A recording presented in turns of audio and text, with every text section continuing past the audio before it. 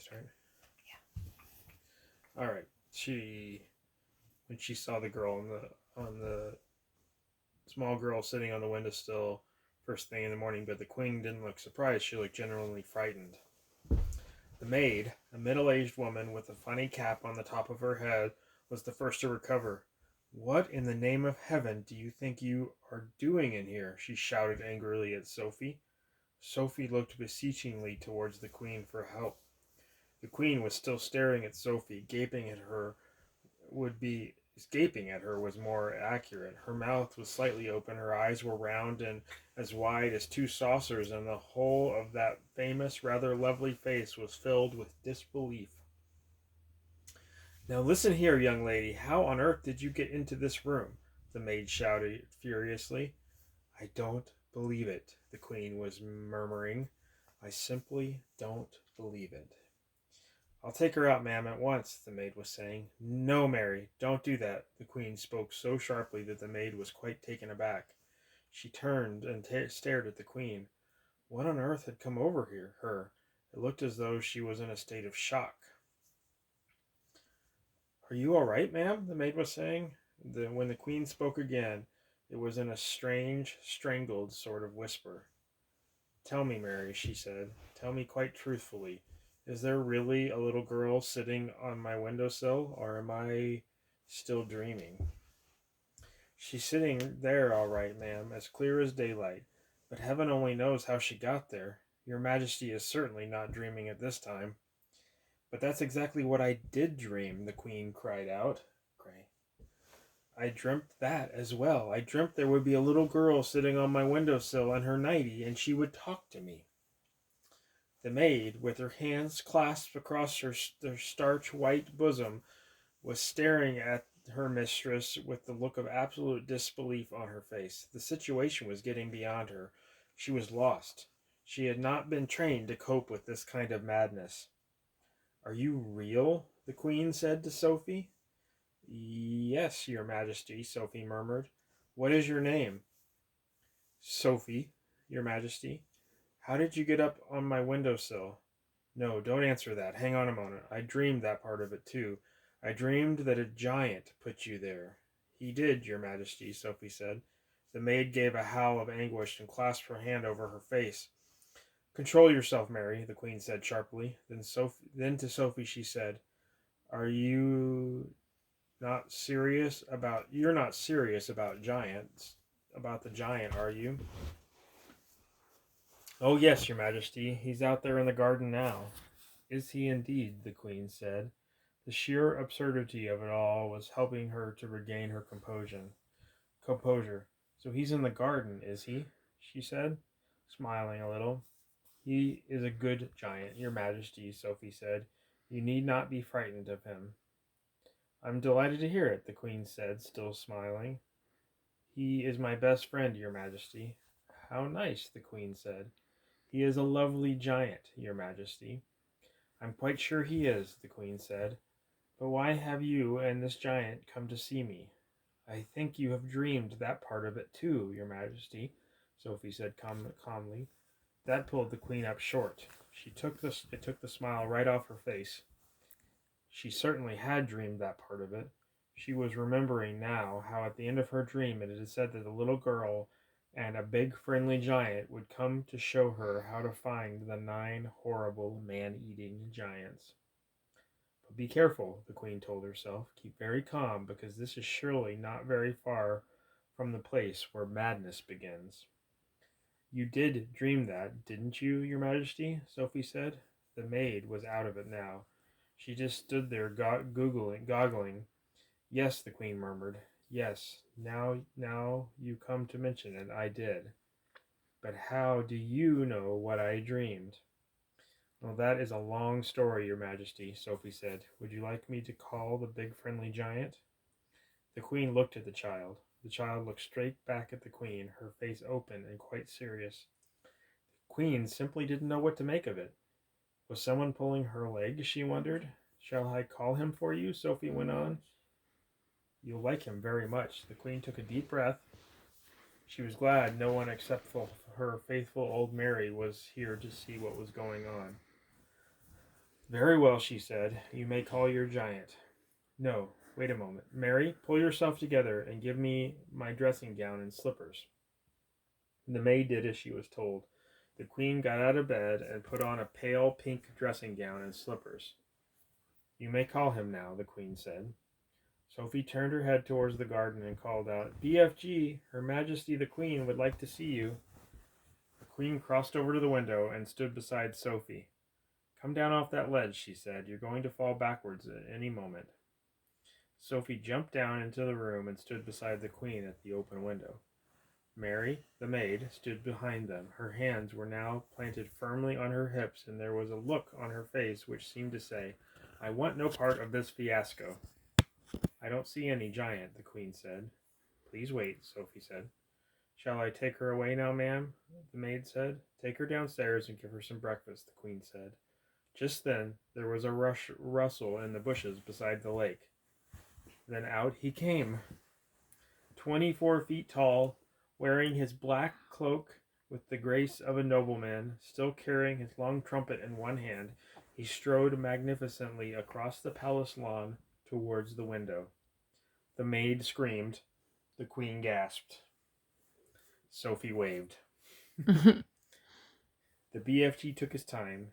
He was very dignified in his approach. When he was close to the window where the three of them were standing, he stopped and made a slow, graceful bow. His head, after he had straightened up again, was almost exactly level with the watchers at the window. Your Magister, he said, I is your humbug servant. He bowed again. Considering she was meeting a giant for the first time in her life, the queen remained astonishingly self-composed. Humbug, not humble. Yes. We are very pleased to meet you, she said. Down below, a gardener was coming across the lawn with the wheelbarrow. He caught sight... Gray, please don't pick your nose on me. Oh. He caught sight of the BFG's legs over to his left. His gaze traveled slowly upwards along the entire height of the enormous body. He gripped the handles of his wheelbarrow. He swayed. He tottered. Then he keeled over on the grass in a dead faint. Nobody noticed him. Here's a picture of the gardener passed out. Oh.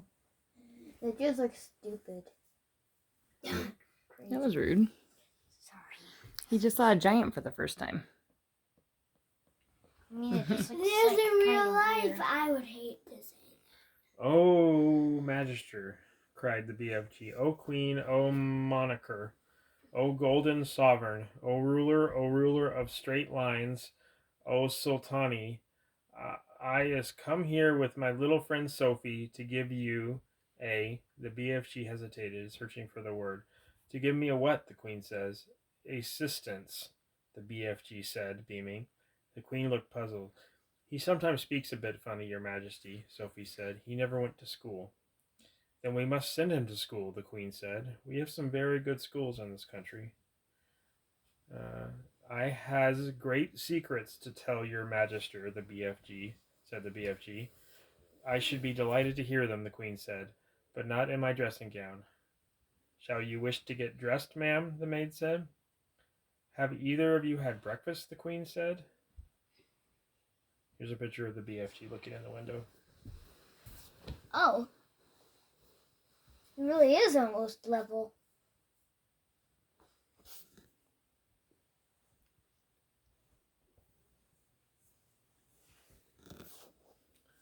Oh, could we? Sophie cried. Oh, please, I haven't eaten a thing since yesterday. I was about to have mine, the Queen said, but Mary dropped it. The maid gulped. I imagine we have more food in the palace, the Queen said, speaking to the BFG. Perhaps you and your little friend would care to join me. Will it be repuzzlant snozcumbers, Magister? The Queen asked. Will it be what? The Queen said. Stinky snozcumbers, the BFG said. What is he talking about? The Queen said. It sounds like a rude word to me. She turned to the maid and said, Mary, ask them to serve breakfast for 3 in I think it better be in the ballroom. That has the highest ceiling. To the BFG, she said, I'm afraid you will have to go in through the door on your hands and knees. I shall send someone to show you the way. The BFG reached up and lifted Sophie out of the window. You and I is leaving Her Majesty alone to get dressed, he said. No, leave the little girl here with me, the Queen said. We'll have to find something for her to put on. She can't have breakfast in her nightie. The BFG returned Sophie to the bedroom. Can we have sausages, Your Majesty? Sophie said. And bacon and fried eggs? I think that might be managed, the Queen answered, smiling. Just you wait till you taste it, Sophie said to the BFG. No more snozcumbers from now on. Okay. You think you have another chapter in you? Yeah, we have another chapter in this. Okay. The Royal Breakfast. There was Don't a touch frantic scurry among the palace servants when orders were received from the Queen that a 24-foot giant must be seated with Her Majesty in the great ballroom within the next half hour. The butler, an imposing personage named Mr. Tibbs, was in supreme command of all of the palace servants, and he did the best he could in the short time available. A man does not rise to become the Queen's butler unless he is gifted with extraordinary ingenuity, adaptability, versatility, dexterity, cunning, sophistication, sagacity, discretion, and a host of other talents that neither you nor I possess. Mr. Tibbs had them all. He was in the butler's pantry sipping an early morning glass of light ale when the order reached him.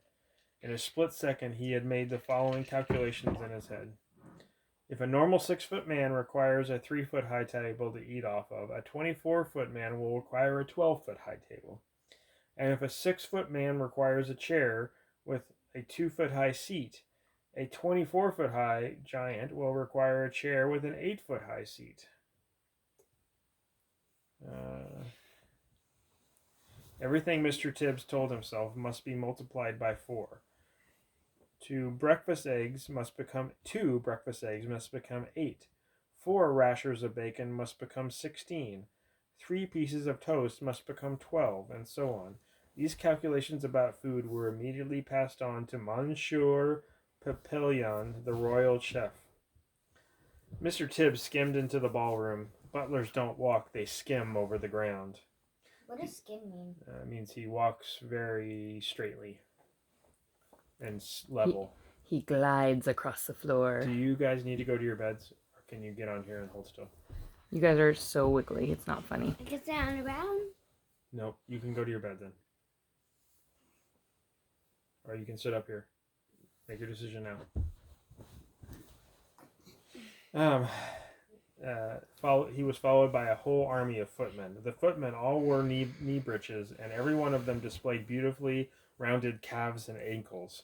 There is no way you can become a royal footman unless you have a well-turned ankle. It is the first thing they look at when you are interviewed. Push the grand piano into the center of the room, Mr. Tibbs whispered. Butlers never raised their voices above the softest whisper. 4 footmen moved the piano. Now fetch a large chest of drawers and put it on top of the piano, Mr. Tibbs whispered. 3 other footmen fetched a very fine Chippendale mahogany chest of drawers and placed it on top of the piano. That will be his chair, Mr. Tibbs whispered. It is exactly 8 feet off the ground. Now we shall make a table upon which this gentleman may eat his breakfast in comfort. Fetch me 4 very tall grandfather clocks. There are plenty of them around the palace. Let each clock be 12 feet high. 16 footmen spread out around the palace to find the clocks. They were not easily carried and required 4 footmen to each one. Place the 4 clocks in a rectangle 8 feet by 4 feet alongside the grand piano, Mr. Tibbs whispered. The footmen did so. Now fetch me the young prince's ping-pong table, Mr. Tibbs whispered. The ping-pong table was carried in. Unscrew its legs and take them away, Mr. Tibbs whispered. This was done. Now place the ping-pong table on top of the 4 grandfather clocks, Mr. Tibbs whispered. To manage this, the footman had to stand on step-ladders. Mr. Tibbs stood back to survey the new furniture. None of it is in the classic style, he whispered, but it will have to do. He gave orders that a damask tablecloth should be draped over the ping-pong table, and in the end, it looked really quite elegant after all. At this point, Mr. Tibbs seemed to hesitate. The footmen all stared at him aghast. Butlers never hesitate, not even when they are faced with the most impossible problems. It is their job to be totally decisive at all times. Knives and forks and spoons, Mr. Tibbs was heard to mutter. Our cutlery will be like little pins in his hands. But Mr. Tibbs didn't hesitate for long. Tell the head gardener, he whispered, that I require immediately a brand new, unused garden fork and also a spade. And for a knife, we shall use the great sword hanging on the wall in the morning room. But clean the sword first. It was last used to cut off the head of King Charles I, and there may still be a little dry blood on the blade. That's funny. They're doing a good job getting it together for him, huh? Yeah, this guy's good, huh? When all of this had been accomplished, Mr. Tibbs stood near the center of the ballroom, casting his expert butler's eye over the scene. Had he forgotten anything? He certainly had. What about a coffee cup for the large gentleman? Fetch me, he whispered, the biggest jug that you can find in the kitchen. A splendid 1-gallon porcelain water jug was brought in and placed on the giant's table beside the garden fork and the garden spade and the great sword. So much for the giant. Mr. Tibbs then had the footman move a small, delicate table and 2 chairs alongside the giant's table. This was for the Queen and for Sophie. The fact that the giant's table and chair towered far above the smaller table simply could not be helped. All these arrangements were only just completed when the Queen, now fully dressed in a trim skirt and cashmere cardigan, entered the ballroom holding Sophie by the hand. A pretty blue dress that had once belonged to one of the princesses had been found for Sophie, and to make her look prettier still, the Queen had picked up a superb sapphire brooch from the dressing table and had pinned it on the left side of Sophie's chest. The big friendly giant followed behind them, but he had an awful job getting through the door. Gray. He had to squeeze himself through on his hands and knees, with 2 footmen pushing him from behind and 2 pulling him from the front. But he got through in the end. He had removed his black cloak and got rid of his trumpet, and now, wearing his ordinary simple clothes, as he walked across the ballroom, he had to stoop quite a lot to avoid hitting the ceiling. Because of this, he failed to notice an enormous crystal chandelier.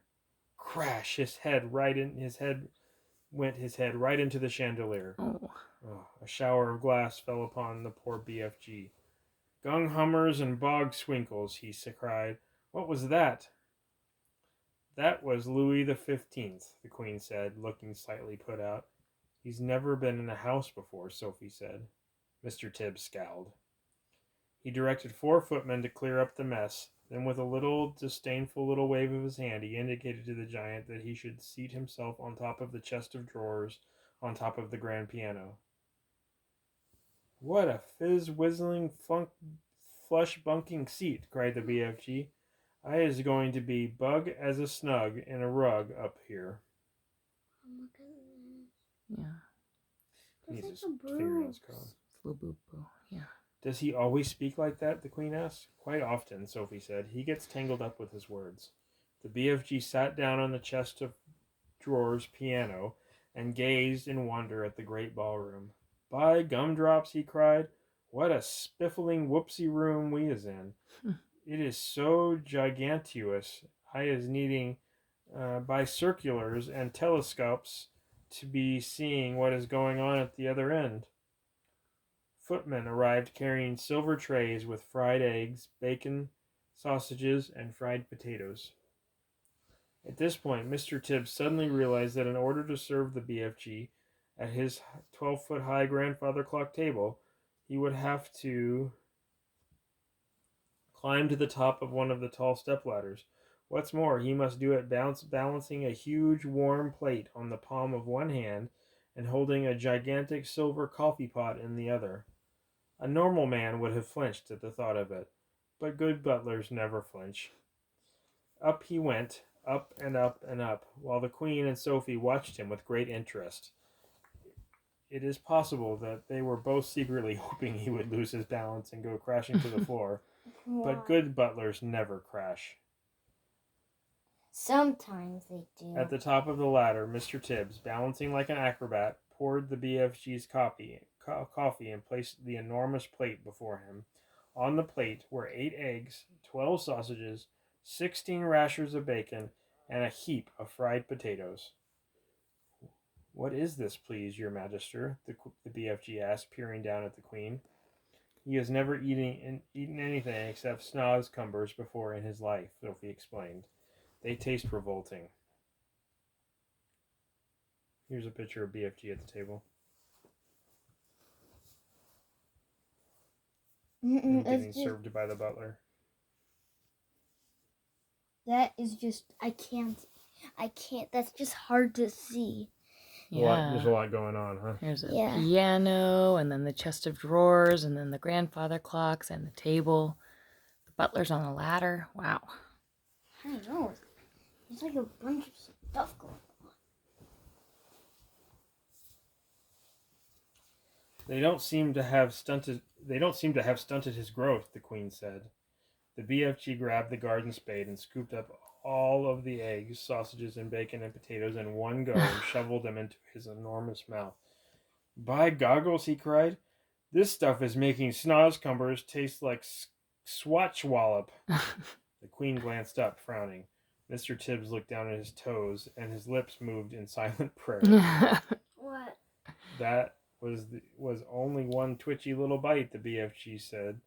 "Is you having any more of this delunctuous grubble in your cupboard, Magister?" "Tibbs," the Queen said, showing true regal hospitality, "fetch the gentleman another dozen fried eggs and dozen sausages." Mr. Tibbs swam out of the room, muttering unspeakable words to himself and wiping his brow with a white handkerchief. I bet he's kind of sad. The BFG lifted the huge jug and took a swallow. "Ouch!" he cried, blowing a mouthful across the ballroom. "Please, what is this horrible swig pill I is drinking, Magister?" "It's coffee," the Queen told him, "freshly roasted." "It's filsome," the BFG cried out. "Where is the frobscottle?" "The what?" the Queen asked. "Delumptuous, fizzy frobscottle," the BFG answered. "Everyone must be drinking frobscottle with breakfast, Magister. Then we can all be whiz-popping happily together afterwards." What does he mean?" the Queen said, frowning at Sophie. "What is whiz-popping?" Sophie kept a very straight face. The BFG said, "There is no frobscottle here, and whiz-popping is strictly forbidden." "What?" cried the BFG. "No frobscottle? No whiz-popping? No glumptuous music? No boom, boom, boom?" Remember, that's tooting.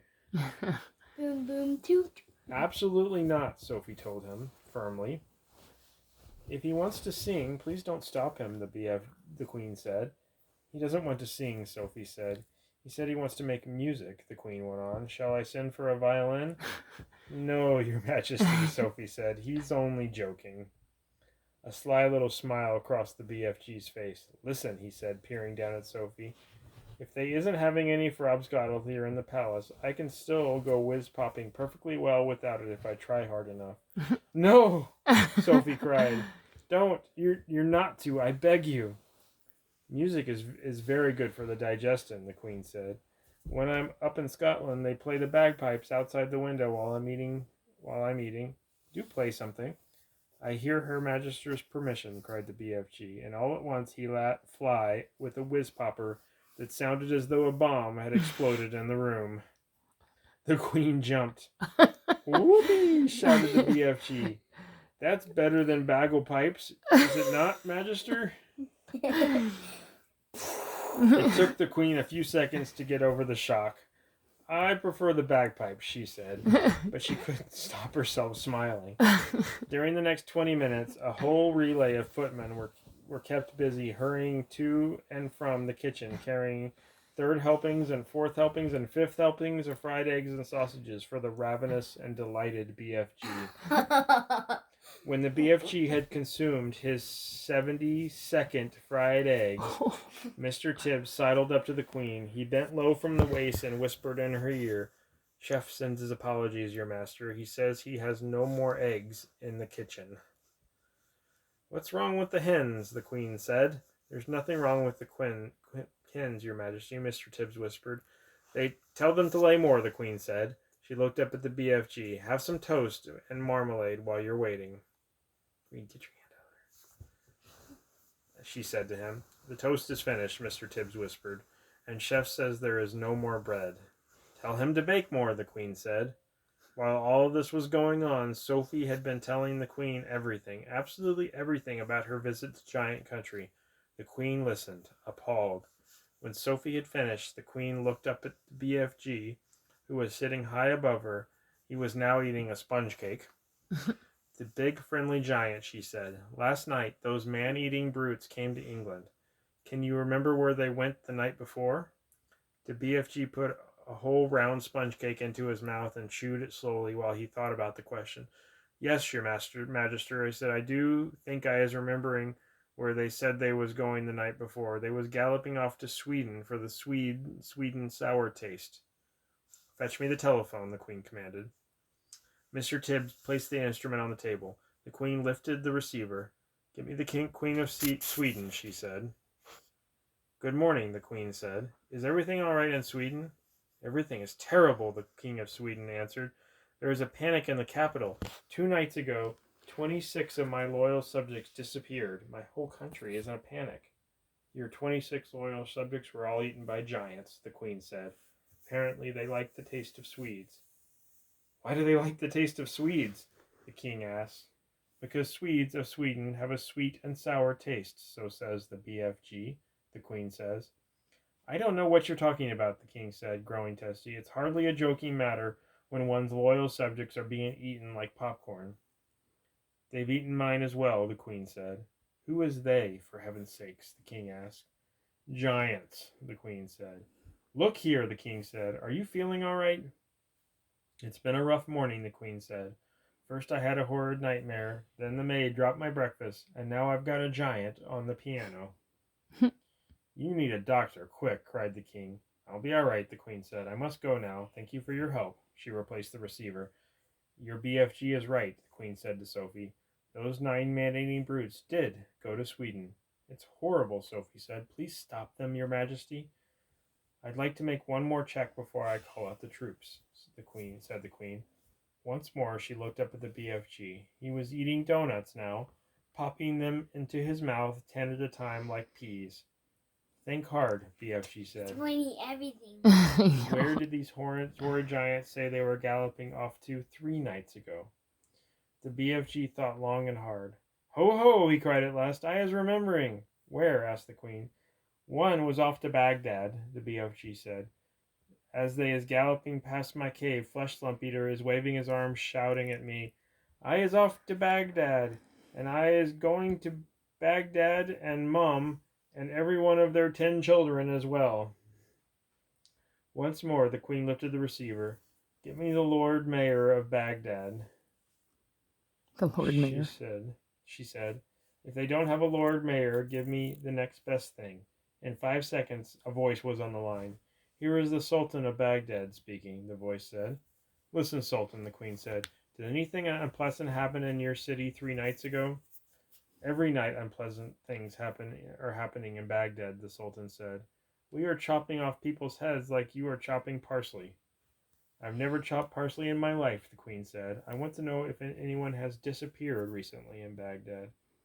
Only my uncle, Kafil Harun al-Rashid, the Sultan said. He disappeared from his bed 3 nights ago, together with his wife and 10 children. There you is, cried the BFG, whose wonderful ears enabled him to hear what the Sultan was saying to the Queen on the telephone. Flesh Lump Eater did that one. He went off to Baghdad and Mom and all the little kiddies. Kitties. The Queen replaced the receiver. That proves it, she said, looking up at the BFG. Your story is apparently quite true. Summon the head of the army and the head of the Air Force immediately. Next chapter is called The Plan. That was a long chapter. Plan to save the people. All right.